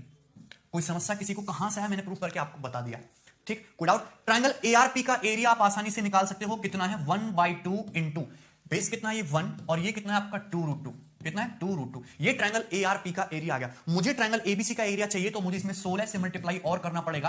किससे? 16 से, क्योंकि 16 गुना होगा इसका। 2 से आपका 2 कट जाएगा। क्या आएगा आंसर? 16√2। क्या आएगा आंसर? 16√2। ये होगा आपके पूरे आइसोसेलेस ट्रायंगल एबीसी का एरिया। बहुत आसान सवाल था। यदि आपको कांसेप्ट क्लियर है, स्टेप क्लियर है कि कैसे कैसे क्वेश्चन सॉल्व करना है, तो मात्र 30 सेकंड में मैक्सिमम आप इस क्वेश्चन को सॉल्व कर सकते हो, 30 सेकंड में क्वेश्चन पढ़ने के बाद। ठीक है ना? बस आपको पता होना चाहिए। थोड़ा समझाने में समय लगा क्योंकि आइसोसेलेस यहां पे आपको सिमिलरिटी 2 बार अप्लाई करनी पड़ेगी दोनों ट्रायंगल में, और छोटे छोटे बेसिक कांसेप्ट भी यहां पे लगे हैं। तो काफी अच्छा क्वेश्चन था और पेपर में आपके आ सकता है। ठीक है भाई, चलिए। तो ये क्वेश्चन था आपका और इसका जो आंसर है वो क्या आपका? C option, 16√2। ठीक है, कोई समस्या इसमें किसी प्रकार की? चलिए आगे बढ़ेंगे और next question number 19. If one leg of an isosceles right angle triangle is increased by 5 cm and that of the other leg decreased by 4 cm, then the area of the triangle decreased by 1 square centimeter. Find the length of the leg of the original triangle. Original triangle के जो leg है उसकी length क्या है? Find the length of the leg of the original triangle. तो आपके पास है एक isosceles right angle triangle. आपके पास है एक समद्विबाहु समकोण त्रिभुज। तो ये होगा ए बी सी समद्विबाहु समकोण त्रिभुज। 90 डिग्री का है। ए बी और बी सी आपस में बराबर है। ये एक्स है और ये एक्स है। क्लियर है? ठीक है, तो इसका जो है decrease by 5 centimetre, other leg decrease by 4 centimetre, area of triangle decrease by 1 square centimetre. तो इस आइसोसेलेस राइट एंगल ट्रायंगल का एरिया होगा कितना? 1/2 base into height 1/2 x into x, यानी कि 1/2 एक्स स्क्वायर। ये होगा। यदि क्वेश्चन के अकॉर्डिंग ये बोला गया यदि आप इसकी एक लेग को 5 सेंटीमीटर बढ़ा दो, यानी कि एक्स से बढ़ा के कर दो x+5, और दूसरी लेग को 4 सेंटीमीटर घटा दो तो घटा के कर दो x-4, तो अब इस राइट एंगल आइसोसेलेस ट्रायंगल का एरिया कितना हो जाएगा? 1/2 x+5 इंटू x-4, ये हो जाएगा। तो एरिया, और एरिया कितना कम हो गया? 1 स्क्वायर सेंटीमीटर कम हो गया। तो इनका जो डिफरेंस है वो कितना आना चाहिए? 1। यही आएगा इनका डिफरेंस, 1 आएगा। कोई समस्या? पूरी इक्वेशन को 2 से मल्टीप्लाई कर देते हैं तो ये x स्क्वायर माइनस, देखिए कितना आएगा? माइनस का x स्क्वायर माइनस का 4x, इस तरीके से पहले ब्रैकेट में बना लेते हैं। x स्क्वायर माइनस का 4x प्लस का 5x, तो प्लस का x, और ये तुम्हारा कितना? माइनस का 20, और बराबर कितना आ जाएगा आपका? 2। यही आएगा। सिंपल सी बात है। पूरी क्वेश्चन को हमने 2 से मल्टीप्लाई कर लिया है। तो x square minus x square minus का x प्लस का 20 बराबर 2, यही आ जाएगा। देखिए x स्क्वायर से x स्क्वायर खत्म हो गया, माइनस का x उधर चला जाएगा, तो x बराबर 20 माइनस 2 कितना आएगा? 18 सेंटीमीटर। क्लियर है कि नहीं? यानी कि ओरिजिनल जो ट्रायंगल है उसके लेग की जो लेंथ है वो कितनी आ गई? 18 सेंटीमीटर, और यही आपका करेक्ट आंसर है, 18 सेंटीमीटर। क्लियर है? कोई डाउट इसमें? आप इस क्वेश्चन को ऑप्शन से भी सॉल्व कर सकते थे कि कोई एक ऑप्शन पिक कर लेते और उसको आगे पीछे करके देख लेते तो भी आपका आंसर आ जाता, लेकिन मेथड से भी करने में कोई बहुत ज्यादा समय नहीं लगा है। आपका लिटरली 2 लाइन में आपका क्वेश्चन सॉल्व हो गया है। 1/2x इसका ओरिजिनल का, इसका 1/2x + 5 × - 4 डिफरेंस दे रखा है इनका 1 और आंसर आ गया x = 18। क्लियर है भाई? चलिए आगे बढ़ेंगे और नेक्स्ट सवाल देखेंगे, question number 20। Now question number 20 देखिए, बहुत शानदार और जबरदस्त क्वेश्चन है। An isosceles triangle has a base of measure 18 centimetre. Isosceles triangle उसका base 18 and sides measuring 15 centimetre, तो बेस 18 बाकी अदर टू लेटरल साइड वो 15 है। A line drawn through the base and one side but not through any vertex. एक line है जो base से जाती है बट किसी वर्टेक्स से पास नहीं जाती है। Divides both the perimeter and the area in half as shown in the figure. ठीक है, तो ये जो लाइन डीई है ये बेस बीसी से जाती है और किसी एक अदर साइड से जाती है। ये ट्रायंगल एबीसी को 2 इक्वल एरिया में भी बांटती है, 2 इक्वल पेरीमीटर में भी बांटती है। पूछा है find the in radius of triangle CDE. Triangle CDE की जो है, जो ट्रायंगल सीडीई है इसके इन रेडियस क्या है। देखो इस सवाल में कई प्रकार के क्वेश्चन बन सकते हैं, मैं आपको सारे के सारे समझाऊंगा, ध्यान से समझना। ये ट्रायंगल एबीसी एक आइसोसेलेस ट्रायंगल है, इसमें साइड एबी और साइड एसी ये तो इक्वल इक्वल है, ये तो हो गया 15 और ये जो बेस बीसी है ये हो गया आपका 18। एक लाइन डी इस तरीके से खींची है, ये पैरेलल वैरेलल कुछ नहीं है, जो इसे एबीसी ट्रायंगल को 2 इक्वल एरिया में भी बांट रही है, 2 सेम पेरीमीटर में भी बांट रही है। तो आपसे पूछा है ट्रायंगल सीडीई के इन रेडियस की वैल्यू क्या होगी। अब ध्यान से सुनना, ये जो लाइन डीई है ये इसको 2 पार्ट में बांटती है। एक तो तुमको दिख रहा होगा ये जो क्वाड्रिलेटरल, ध्यान से सुनना, एक दिख रहा होगा तुमको B D E A quadrilateral दिख रहा है सबको, और एक दिख रहा है आपको कौन सा, सी ई डी ट्रायंगल। तो 2 में बांटी है। क्लियर है? तो दोनों का क्षेत्रफल बराबर है, जो एरिया इसका है वही एरिया इसका है, दोनों का एरिया बराबर है, दोनों का पेरीमीटर भी बराबर है। लेकिन गौर करने वाली बात यह कि जो लाइन डीई है और जो लाइन डीई है ये दोनों में कॉमन है, ये लाइन तो दोनों में कॉमन है। तो बाकी एई एबी और बीडी का जो सम होगा वो सीई और डीसी के बराबर होगा, यानी कि this length plus this length plus this length बराबर होगा this length plus this length, इनके बराबर होगा। जबकि ये एई एबी बीडी डीसी ईसी मिलके बनाते क्या है, पूरे आइसोसेलेस ट्रायंगल का पेरीमीटर बनाते हैं। पूरे आइसोसेलेस ट्रायंगल का पेरीमीटर 15 + 15 30 और 30 प्लस ये 18 48 है। पूरे आइसोसेलेस ट्रायंगल का जो परिमाप है वो 48 है कि नहीं, 48 है। अगर ध्यान से देखो, यदि मैं सारी लेंथ को जोड़ दूं, कौन कौन सी लेंथ को जोड़ दूं, सबको, this length plus this length plus this length, this length plus this length, तो पूरा आइसोसेलेस ट्रायंगल बन जाएगा, पूरा कंप्लीट आइसोसेलेस ट्रायंगल बन जाएगा, जो कि कितना है, इसका पेरीमीटर 48 है। और ये पार्ट आपस में बराबर हैं, यानी कि 24 24 का होना चाहिए। तो यदि मैं सपोज डीसी की लंबाई को सपोज थोड़ी देर के लिए x मानता हूं, कितना मानता हूं, x। सपोज हम डीसी की लंबाई को थोड़ी देर के लिए x मान लेते हैं कि डीसी की ये जो लंबाई है ये x है। अगर डीसी की लंबाई x है तो आपका जो ईसी है ये 24 - x होना चाहिए, 24 - x होना चाहिए। ये बात बनेगी, कितना होगा, 24 - x होगा। अगर डीसी x है तो ईसी कितना होगा आपका, 24 - x, 24 - x। किसी को कोई समस्या इसमें बताइए, अगर x है तो 24 - x होगा कि नहीं। क्लियर है? ऐसा क्यों हुआ, क्योंकि पेरीमीटर जो इक्वल इक्वल डिवाइड होना है, डी तो दोनों में कॉमन है, टोटल पेरीमीटर 48 है, तो ये पार्ट भी 24, ये पार्ट भी 24, इन तीनों लेंथ का सम और इन दोनों लेंथ का सम टोटल 24 होना चाहिए कि नहीं। ये x है तो ये कितना होगा, 24 - x। बस अब क्वेश्चन खत्म हो गया, आपको बस इतना ही समझना था। चलिए, यदि मैं ट्रायंगल डीसीई के एरिया की बात करूं तो मुझे ये साइड पता है x, मुझे ये साइड पता है 24 - x, और ये बीच वाला एंगल कितना है, थीटा। तो ट्रायंगल डीसीई का जो एरिया होगा वो 1/2 x × 24 - x × sin थीटा, ये होगा ट्रायंगल डीसी का एरिया, बराबर होगा 1/2 पूरे ट्रायंगल एबीसी के एरिया का हाफ। पूरे ट्रायंगल का एरिया है कितना, ट्रायंगल एबीसी का, भाई ये साइड तुम्हारी 15 है, एसी 15 है, बीसी 18 है, तो कितना होगा 1/2 15 × 18 × sin थीटा, और इसका भी हाफ करना है यानी कि 1/2, इसका भी हाफ करना है यानी कि 1/2। बीसी तुम्हारा 18, एसी 15, तो 1/2 15 × 18 बीच के एंगल का sin थीटा, और उसका भी हाफ करना है 1/2। देखिए 1/2 से आपका 1/2 कट जाएगा, sin थीटा से sin थीटा कट जाएगा, 2 से 18 9 बार कट जाएगा। तो यहां पे x × 24 - x की वैल्यू कितनी आ गई, x - 24 x की वैल्यू आ गई यहां से आपकी 9 × 15, कितनी आएगी, 9 × 15। x × 24 - x की जो वैल्यू है वो कितनी आएगी, बराबर 9 × 15। क्लियर है? चलिए अब देखिए, ध्यान से समझते रहना चीजों को। मुझे यहां से सॉल्व करके सबसे पहले x की वैल्यू निकालनी है, ठीक है। अब ऐसा नहीं है कि बच्चों की तरह आप इसको क्वाड्रेटिक इक्वेशन बनाए उसको सॉल्व करने लगे, ऐसा नहीं करना है आपको। जस्ट हिट एंड ट्रायल से देखो कि यहां पे 9 है, यहां पे 15। यदि मैं x की जगह 9 रखूंगा तो 9 × 24 - 9, 9 × 15 आएगा। x की जगह यदि मैं 15 रखूंगा तो 15 × 24 - 15 यानी कि 9, तो भी 15 × 9 आएगा। तो x की 2 वैल्यू पॉसिबल है, या तो x की वैल्यू 9 होगी या फिर x की वैल्यू 15 होगी, या तो x की वैल्यू 9 होगी या फिर x की वैल्यू 15 होगी, या तो x की वैल्यू 9 होनी चाहिए या फिर x की वैल्यू 15 होनी चाहिए। यदि x की वैल्यू आपकी 9 है तो 24 - 9 ये EC 15 होना चाहिए, जबकि EC तो 15 पॉसिबल ही नहीं है, क्योंकि AC ही आपका कितना हो जाएगा, AC ही आपका 15 दिया है, तो EC तो 15 पॉसिबल है ही नहीं, तो ये तो हट गया। यानी कि आपका x की वैल्यू 9 नहीं हो सकती, आपकी x की वैल्यू क्या होनी चाहिए, 15। अगर x की वैल्यू हम 15 मानते हैं, x की वैल्यू 15, तो ये जो है आपका 24 - 15 EC कितना आएगा आपका, 9 आएगा। कितना आएगा आपका, 9 आएगा। क्लियर? कोई समस्या किसी को? तो एक सवाल तो इस पे ये बन सकता है कि ये डीसी की वैल्यू बताई, तो डीसी की लेंथ कितनी निकाली है मैंने, 15। आपसे पूछा जा सकता है कि ईसी की लेंथ बताइए, तो ईसी की लेंथ मैंने कितनी निकाली है आपकी, 9। कितनी निकाली हमने आपकी, 9। क्लियर है? आपसे बीडी की लेंथ पूछी जा सकती थी, तो बीडी की लेंथ कितनी आ जाएगी आपकी 3, बीडी की लेंथ कितनी आ जाएगी आपकी 3, 3 + 15 18। आपसे रेशियो पूछा जा सकता था, रेशियो कितना आ जाएगा बीडी से डीसी का, 3 × 5 = 15, 1:5। आपसे एई की लेंथ पूछी जा सकती थी, तो एई की लेंथ कितनी आ जाएगी आपकी 6, एई की लेंथ कितनी आ जाएगी 6। कोई समस्या इसमें किसी को? कोई डाउट? कैसे सॉल्व किया? बहुत बढ़िया सवाल था, ठीक है। चलिए एक और इसमें चीज देखनी है आपको, आपसे डीई की लेंथ भी पूछी जा सकती है क्वेश्चन में, आपसे क्वेश्चन में डीई की लेंथ भी पूछी जा सकती है कि डीई की लेंथ क्या है। यहां तक तो सबको समझ में आ गया होगा। आपसे क्वेश्चन में डीई की जो लंबाई है ये भी पूछी जा सकती है, तो डीई की लंबाई को कैसे कैलकुलेट करोगे, ध्यान से देखना।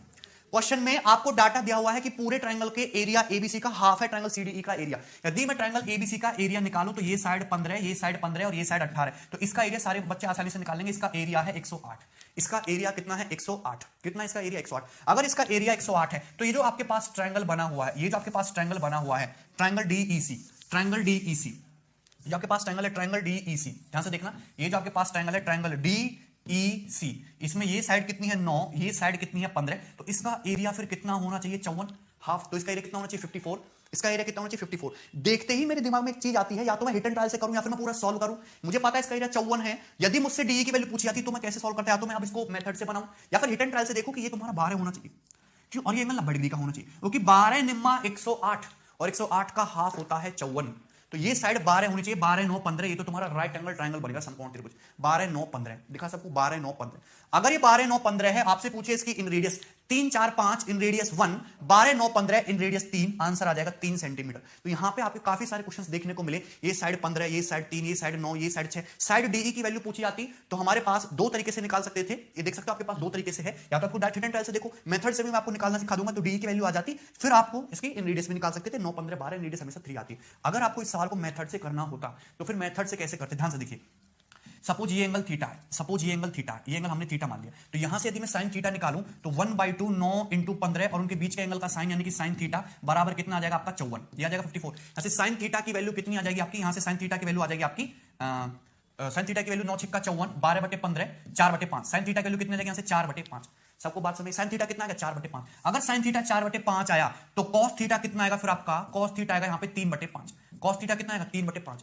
ये मैं आपको मेथड ऑलरेडी बता चुका हूं कि यदि ट्रायंगल की दो साइड गिवन हो, एरिया गिवन हो, तो थर्ड साइड कैसे निकालते हैं, कॉस थीटा 3/5। अब यहां पे लगा दीजिए कोसाइन रूल, कॉस थीटा बराबर 3/5, आजू बाजू वाली साइड के स्क्वायर का सम 81 + 225 माइनस ये तुम्हारे साइड इसको मान लीजिए DE square minus DE square बटे 2 × 9 × 15, 2 × 9 × 15। यहां से आप सॉल्व करोगे, यहां से आप सॉल्व करोगे तो आपको डी की वैल्यू कितनी देखने को मिलेगी 12 सेंटीमीटर, डी की वैल्यू कितनी आएगी यहां से 12 सेंटीमीटर, ठीक है। कोई डाउट? पर इतना कुछ करने की जरूरत नहीं थी, आप इसको हिट एंड ट्रायल से देख सकते थे, आप यहां पे परपेंडिकुलर डाल के भी सवाल को बना सकते थे, कोई समस्या नहीं है, ठीक है भाई। किसी को डाउट इसमें? तो अच्छा क्वेश्चन था, आपको समझ में आना चाहिए। आगे बढ़ेंगे, नेक्स्ट सवाल देखेंगे।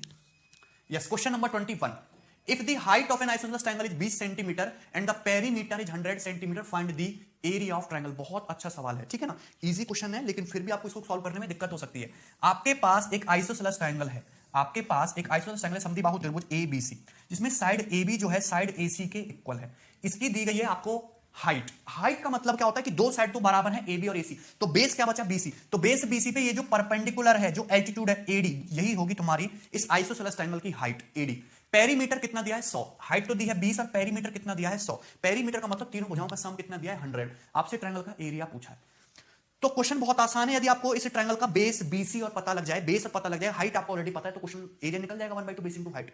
तो दो तरीके हैं सॉल्व करने के, या तो लगाओ आप इसमें हिट एंड ट्रायल या पूरा मेथड से सॉल्व करो। अब हिट एंड ट्रायल से इसको कैसे सॉल्व करोगे, ध्यान से देखो, ये 20 है 90 है, एरिया आपका इंटीजर दे रखा है, बेस भी आपका इंटीजर ही आना चाहिए, बेस भी आपका इंटीजर ही आना चाहिए, क्योंकि एरिया आपका इंटीजर दे रखा है, ठीक है ना। तो ये डेफिनेटली सी बात है, ट्रिपलेट बनना चाहिए। अब ये 20 दे रखा है तो मेरे दिमाग में एक ट्रिपलेट चलता है 20 15 25, 20 15 25, अगर ये 15 ये 25। अब देखो पेरीमीटर कितना बना 25 25 50, 15 15 30 और 50 और 30 80, पेरीमीटर 100 नहीं हुआ, यानी कि ये वाला ट्रिपलेट यहां पे नहीं यूज हुआ है, क्लियर है। लेकिन 20 का एक और ट्रिपलेट होता है 20 21 और 29। तो यदि मैं इस साइड को थोड़ी देर के लिए 21 मानता हूं, 90 के सामने 29, तो ये भी 29 होगा और ये भी 21 होगा, होगा कि नहीं होगा। यदि आप देखोगे तो इसका बेस 21 + 21 कितना होगा, आइसोसेलेस ट्रायंगल का 42, हाइट कितनी है 20, पेरीमीटर देखो 29 + 29 58, 21 + 21 42, 58 + 42 कितना होता है 100 100, यानी कि पेरीमीटर 100 बन रहा है। यानी कि इस आइसोसेलेस ट्रायंगल को बनाने के लिए जो ट्रिपलेट यूज हुआ है, हमने वो डायरेक्ट ट्रिपलेट ही ढूंढ लिया, 29 20 21 यूज हुआ है। आपसे पूछा है इसका एरिया, बहुत आसान है, 1/2 बेस कितना है तुम्हारा 42 और हाइट कितनी है आपकी 20, 2 से 20 10 बार कट जाएगा, कितना आएगा 420, कितना आएगा आइसोसेलेस ट्रायंगल का एरिया 420 420, ठीक है ना। क्लियर है? तो ये तो हो गया आपने जब क्वेश्चन को हिट एंड टर्ल से बनाया। यदि आप इस क्वेश्चन को मेथड से बनाना चाहते हो तो मेथड से कैसे सॉल्व करोगे ये भी देखना है ध्यान से। सपोज आपके पास एक आइसोसेलेस ट्रायंगल है, एक समद्विबाहु त्रिभुज है एबीसी, इसका परिमाप दिया है 100 और इसकी हाइट दी है आपको 20, हाइट दी है 20। तो हमने मान लिया कि ये साइड तुम्हारी स्मॉल ए है, ये साइड स्मॉल बी है, ये डीसी बी है और बीडी बी है, इसको बी बी मानना है। बी कंप्लीट बी नहीं मानेंगे, फिर बी बाई टू कैलकुलेशन में दिक्कत होगी। इसको बी माना, इसको बी माना, कोई समस्या? पेरीमीटर क्या हो जाएगा? A plus a 2a, b plus b 2b, 2a plus 2b बराबर 20। तो यहां से 2a प्लस 2b बराबर कितना आ जाएगा आपका 100, तो a प्लस b कितना आ जाएगा आपका 50। भाई पूरा पेरीमीटर निकालोगे तो a plus a 2a, b plus b 2b, 2a plus 2b बराबर कितना आ जाएगा आपका पेरीमीटर 100। तो यहां से a प्लस b की वैल्यू कितनी आ जाएगी 50, a प्लस b की वैल्यू कितनी आ जाएगी 50। कोई समस्या इसमें? मुझे पता है कि ट्रायंगल एडीसी एक राइट एंगल ट्रायंगल है, ये साइड स्मॉल है, ये साइड स्मॉल बी और ये 20। तो यहाँ पे पाइथागोरस थ्योरम भी लग सकती है। ए स्क्वायर माइनस बी स्क्वायर जो होगा वो बी का स्क्वायर कितने के बराबर होगा? 400 के, होगा कि नहीं? ए स्क्वायर माइनस बी स्क्वायर सभी को पता है, ए प्लस बी इंटू ए माइनस बी होता है जो कि 400 है। तो यहां से ए माइनस बी बराबर ए प्लस बी 50, 400 बटे 50 कितना आ गया? 8 सेंटीमीटर। तो ए माइनस बी कितना आ गया तुम्हारा? 8 सेंटीमीटर। तो देखो बड़े ध्यान से, ए प्लस बी 50, ए माइनस बी 8, इजीली दो इक्वेशन मिल गई मुझे ए और बी में आसानी से। यदि मुझे ए की वैल्यू निकालनी हो तो 50 और 8 जोड़ के आधा कर दो 29। यदि मुझे बी की वैल्यू निकालनी हो तो 50 और 8 घटा के आधा कर दो, कितना आ जाएगा? 21। तो ए की वैल्यू 29, बी की वैल्यू 21 और आगे आप समझदार हुई, मुझे ट्रिपलेट तब जाके आसानी से मिलेगा जब मैं इसको स्मॉल ए, इसको स्मॉलर, इसको बी और इसको स्मॉल बी मानूंगा। कोई समस्या इसमें? ठीक है, तो बहुत आसान और इजी क्वेश्चन है। ठीक है, चलिए आगे बढ़ेंगे। Yes, question number 22। और क्वेश्चन नंबर 22 आपके मेंस के पेपर का पूछा हुआ सवाल है, बहुत अच्छा सवाल एसएससी में पूछा गया था, ध्यान से देखेंगे। D and E are 2 points on side AC and BC respectively of triangle A B C such that DE बराबर 18, सीई बराबर 5 एंड एंगल डीईसी बराबर 90।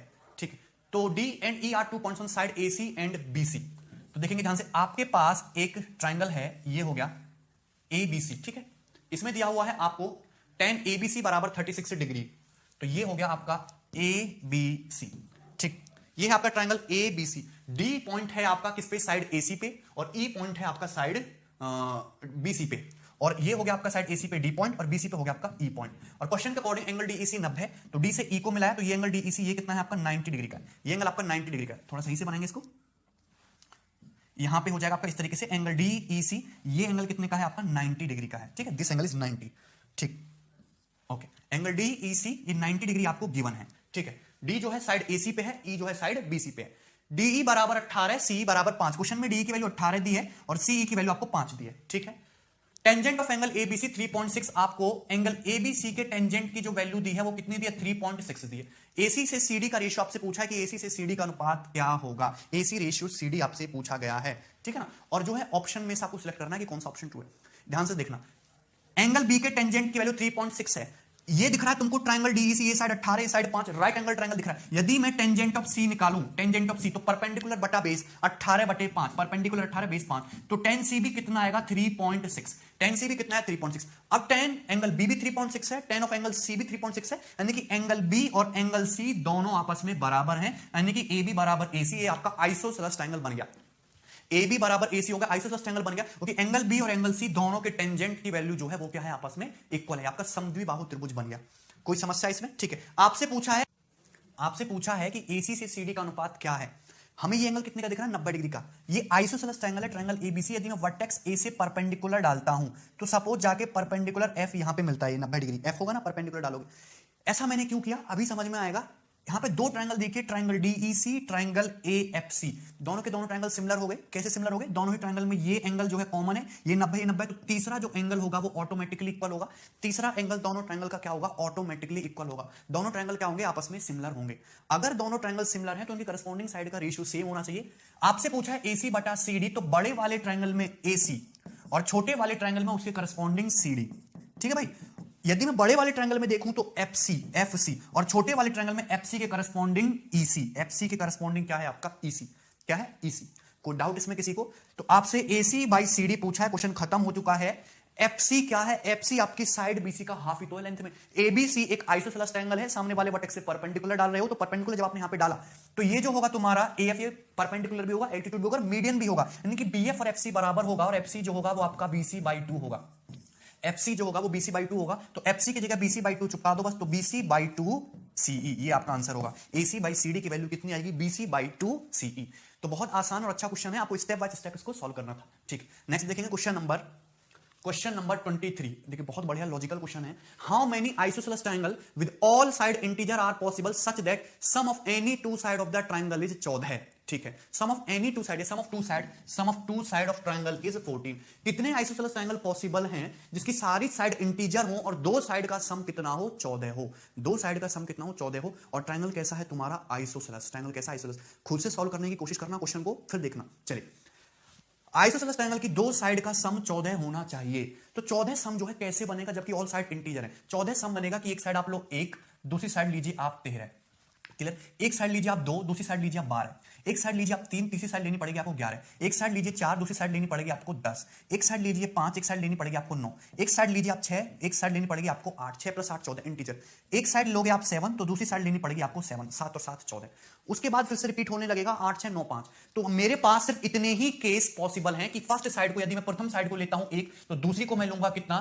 प्रथम साइड को लेता हूं यदि मैं 1, तो दूसरी को क्या लेना पड़ेगा मुझे? 13। यदि मैं फर्स्ट को 2 लेता हूं तो इसको 12। इस तरीके से आपके सारे कॉम्बिनेशन का सम कितना बनेगा? 14 बन पाएगा। इसके अलावा तो और कोई केस पॉसिबल नहीं है। बट ध्यान देने वाली बात यह है कि ट्रायंगल जो बोला है वो आइसोसेलेस ट्रायंगल बोला है, और आइसोसेलेस ट्रायंगल में दो साइड इक्वल होनी चाहिए। यदि मैं एक साइड 1 मानता हूं, एक साइड 13 मानता हूं, और ये आइसोसेलेस ट्रायंगल है, तो ट्रायंगल की जो थर्ड साइड है वो या तो 1 होनी चाहिए या 13 होनी चाहिए, या तो 1 होनी चाहिए या फिर 13 होनी चाहिए, क्योंकि 13 + 1 तो 14 हो गया। ठीक है, ये सम तो 14 हो गया, लेकिन ट्रायंगल आइसोसेलेस भी तो बनाना है, तो या तो साइड 1 हो या साइड 13 हो। यदि हम साइड को 1 मानेंगे तो दो भुजाओं का सम 1 + 1 2, वो तो दो भुजाओं का सम तो तीसरी भुजा से छोटा हो गया, तो 1 तो पॉसिबल है नहीं, यानी कि तीसरी साइड जो है वो क्या होनी चाहिए? आपकी 13 होनी चाहिए। क्लियर है? दो भुजाओं का सम हमेशा 13 + 1 14, तीसरी भुजा से बड़ा होगा। क्लियर? यदि यहां पे फर्स्ट साइड 2 है, सेकंड साइड 12 है, तो 2 + 12 कितना हो गया आपका? 14। ये तो ठीक है, लेकिन ट्रायंगल आइसोसेलेस भी होना चाहिए, तो थर्ड साइड या तो आपकी 2 होगी या फिर आपकी 12 होगी, या तो साइड 2 होगी या फिर 12 होगी, लेकिन दो तो हम मान नहीं सकते, क्योंकि दो भुजाओं का सम 2 + 2 4, ये तो 12 से छोटा हो गया, जो पॉसिबल नहीं है। यानी कि मुझे आइसोसेलेस ट्रायंगल की थर्ड साइड को भी क्या लेना पड़ेगा? 12 लेना पड़ेगा। कोई समस्या? इसी तरीके से ये 3 है, ये 11, तो थर्ड साइड आपकी 3 और 11 होनी चाहिए, या तो 3 होगी या 11 होगी, लेकिन आप 3 नहीं ले सकते, आपको क्या लेना पड़ेगा? आपको लेना पड़ेगा 11 ही। तो थर्ड साइड क्या होनी चाहिए? आपकी 11। देख सकते हो 3 11 11 का आइसोसेलेस ट्रायंगल है, दो साइड इसमें इक्वल है, और दो साइड का समझो 3 + 11 14 आ रहा है। क्लियर? ये साइड 4 है, ये साइड 10 है, तो थर्ड साइड क्या होनी चाहिए? या तो 4 होनी चाहिए या फिर 10 होनी चाहिए। बट जैसे ही 4 और 10 लोगे तो 4 तो पॉसिबल होगा नहीं, थर्ड साइड क्या लोगे आप? इक्विलेटरल आइसोसेलेस ट्रायंगल की 10 लोगे। क्लियर? लॉजिक वे में सोचना आपको। ये 5 है, ये 9 है, तो थर्ड साइड या तो 5 होनी चाहिए या फिर 9 होनी चाहिए। थर्ड साइड या तो 5 होनी चाहिए या 9 होनी चाहिए। ध्यान से देखना, 5 होनी चाहिए या फिर 9 होनी चाहिए। यदि मैं थर्ड साइड को 5 मानता हूं तो दो भुजाओं का सम 5 + 5 10, तीसरी भुजा से बड़ा है, और दो भुजाओं का डिफरेंस 5 और 5 0, तीसरी भुजा से छोटा है, यानी कि 5 पॉसिबल है। 5 पॉसिबल है, 5 पॉसिबल है। यदि मैं थर्ड साइड को 9 लेता हूं तो दो भुजाओं का सम 5 + 9 14, 9 से बड़ा है, उनका डिफरेंस भी तुम्हारा 9 से छोटा है। 5 में से 9 और 5 का डिफरेंस 4, जो कि 9 से छोटा है, यानी कि 9 भी पॉसिबल है। तो इस केस में आप 5 भी ले सकते हो और 9 भी ले सकते हो। इस केस में आप 5 भी ले सकते हो और 9 भी ले सकते हो, दोनों से आपका आइसोसेलेस ट्रायंगल बनेगा। इंपॉर्टेंट पॉइंट है। ये 6 है या 8 है, तो थर्ड साइड या तो 6 होनी चाहिए या फिर 8 होनी चाहिए। यदि हम साइड को 6 मानेंगे तो दो भुजाओं का सम तीसरी से बड़ा और दो भुजाओं का डिफरेंस तीसरी से छोटा, यानी कि 6 भी पॉसिबल होगा और 8 भी पॉसिबल होगा, दोनों ही वैल्यू पॉसिबल होंगी। समझ में आ रहा है आपको? 6 भी पॉसिबल होगा और 8 भी पॉसिबल होगा। 6 + 6 12 और ये 8 20 ट्रायंगल बनेगा। दो भुजाओं का सम 6 + 6 12 है और तीसरी भुजा से बड़ा है। 6 + 6 का डिफरेंस तीसरी भुजा से छोटा है, और देखिए दो भुजाओं का सम 14 है। इसी तरीके से 6 8 8 भी ट्रायंगल बनेगा। क्लियर है? समझ सकते हैं? तो यहां पे अभी तक टोटल 1 2 3 4 5 6 7 8 टोटल 8 ट्रायंगल तो बन चुके हैं। भाई जितने ज्यादा केस, जितनी ज्यादा थर्ड साइड की वैल्यू आएंगी उतने ही ट्रायंगल बनेंगे। अब ये जो तुम्हें 7 7 दिखाई दे रहा है, ये इंपॉर्टेंट चीज है, इसको ध्यान से देखना। क्या दिख रहा है आपको? 7 और 7, 7 और 7, दो साइड 7 और 7 दिख रही है, जिनका सम 14। तो थर्ड साइड की जो रेंज जाएगी, थर्ड साइड की जो रेंज जाएगी वो होनी चाहिए आपकी 0 से बड़ी और 7 + 7 14 से छोटी। थर्ड साइड जो है 0 से बड़ी होनी चाहिए, 14 से छोटी होनी चाहिए। यानी कि थर्ड साइड की जो वैल्यू होगी वो 1 से लेके 13 तक ले सकते हो आप। 1 से लेके 13 तक थर्ड साइड की जो वैल्यू है वो क्या ले सकते हो आप? 1 से लेके 13 तक ले सकते हो। यानी कि 7 7 ट्रायंगल के केस में यदि आप थर्ड साइड 1 लोगे तो भी आइसोसेलेस बनेगा, 2 लोगे 3 लोगे अप टू कहां तक? 13 तक लोगे तो भी आइसोसेलेस ट्रायंगल बनेगा। सारे के सारे ट्रायंगल पॉसिबल होंगे, क्योंकि तीसरी भुजा की जो वैल्यू होगी हमेशा दो भुजाओं के सम से छोटी, और तीसरी भुजा की वैल्यू हमेशा दो भुजाओं का जो डिफरेंस होगा वो हमेशा तीसरी भुजा से छोटा रहेगा। क्लियर है? कोई डाउट है?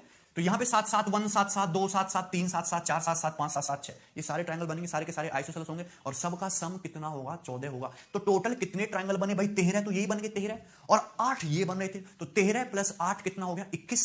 तो टोटल कितने ट्रायंगल बने? 21। इस क्वेश्चन का जो करेक्ट आंसर है वो कितना? 21। एक भी केस आपको मिस नहीं करना है, सारे के सारे केसेस को 1 बाय 1 कंसीडर करना है। कुछ बच्चों के दिमाग में ये डाउट आ सकता है कि सर 7 7 और बीच में एक वैल्यू तो ये भी आएगी ना, 7 7 7 ये ट्रायंगल बनेगा, तो भाई ये एक इक्विलेटर बन गया 7 7 7, तो क्या आइसोसेलेस नहीं है? क्या ये इक्विलेटरल ट्रायंगल आइसोसेलेस नहीं होता? ये भी आइसोसेलेस ट्रायंगल है, देखो दो भुजाएं बराबर हैं, 7 और 7, तीसरी बेशक बराबर हो हमें मतलब नहीं है, पर दो भुजाएं बराबर हैं, ये ट्रायंगल आइसोसेलेस तो जरूर है, और दो भुजाओं का सम 14 भी है, वही अपने को चाहिए। तो हम सारे के सारे ट्रायंगल काउंट करेंगे, 13 तो ये बने हैं, 8 ये बने, टोटल 21 ट्रायंगल आपके बने हैं। क्लियर है भाई? चलिए आगे बढ़ेंगे। Next question number 24। Question number 24 को देखेंगे ध्यान से। ओके, देखो बहुत बढ़िया सवाल है। 53, 56 and 53 are the three side of the triangle. एक ट्राइंगल है जिसकी साइड 53, 56, 53 बोलिए तो डेफिनेट सी बात है ट्राइंगल कैसा है? आइसोसेलेस ट्राइंगल है। And another triangle having equal area is consist of side 53x and 53। एक दूसरा ट्राइंगल है जिसकी साइड 53, 53 और x है, लेकिन x की वैल्यू आपको निकालनी है, जबकि दिया गया है कि x की वैल्यू 56 के बराबर नहीं है, x आपका 56 तो नहीं है। तो लॉजिकल क्वेश्चन है, ध्यान से देखना। आपके पास एक ट्राइंगल गिवन है जिसकी साइड है 53, 53, 56, तो ये 53 और ये है 53 और ये हो गया आपका 56, ABC, ये आपका ट्राइंगल है।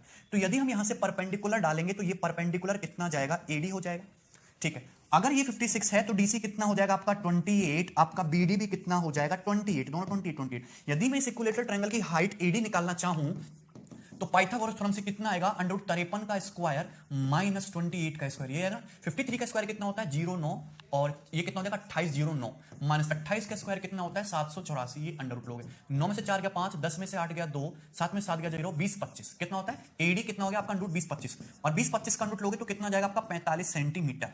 कितना आ गया? 45। तो इस आइसोसेलेस ट्रायंगल की हाइट जो है AD, ये कितनी आ गई? 45। ये कितनी आ गई आपकी? 45 सेंटीमीटर। ये कितनी आ गई? 45 सेंटीमीटर। अब एक दूसरा ट्राइंगल है जिसकी साइड 53, 53 और x है। आपसे पूछा है कि x की वैल्यू क्या है। अब ध्यान से देखना, मुझे पता चल गया कि एक दूसरा ट्राइंगल है जिसका एरिया सेम इस ट्राइंगल के एरिया के बराबर है, और वो भी आइसोसेलेस ही है। देखना ध्यान से कैसे होगा। आपके पास एक दूसरा आइसोसेलेस ट्राइंगल है, उसमें साइड 53, ये साइड 53, थर्ड साइड x नहीं पता, पर दोनों ट्राइंगल का एरिया 45 है। इधर लिखा हुआ है 45, इधर लिखा हुआ है 56। तो यदि मैं थोड़ा सा इंटरचेंज कर दूं, इधर लिख दूं मैं 56 और इधर लिख दूं मैं 90, इधर लिख दूं मैं 90, 56 और 90। ये ट्राइंगल मैंने दूसरा बना दिया, ट्राइंगल PQR। ये 53, ये 53 और ये 90, और ये हो गया तुम्हारा S। तो QS कितना हो जाएगा तुम्हारा? 50, 45, और ये भी कितना हो जाएगा तुम्हारा? 45। ध्यान से देखना, क्या दोनों ट्राइंगल का एरिया इक्वल नहीं होगा? बताइए जरा मुझे, क्या दोनों ट्राइंगल का एरिया इक्वल नहीं होगा? ठीक है, सॉरी यहां 56 नहीं, ये आएगा आपका 28। कितना आएगा? 28, ये आएगा आपका 28।